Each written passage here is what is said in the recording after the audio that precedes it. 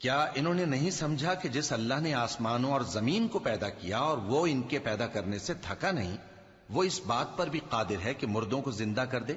हां, क्यों नहीं, वो हर चीज पर कादिर है। और जिस रोज इनकार करने वाले आग के सामने किए जाएंगे तो उनसे पूछा जाएगा, क्या यह हक नहीं है? तो कहेंगे, क्यों नहीं, हमारे परवरदिगार की कसम, ये हक है। अल्लाह फरमाएगा कि तुम जो दुनिया में कुफ्र किया करते थे, तो अब उसकी वजह से अजाब के मजे चखो।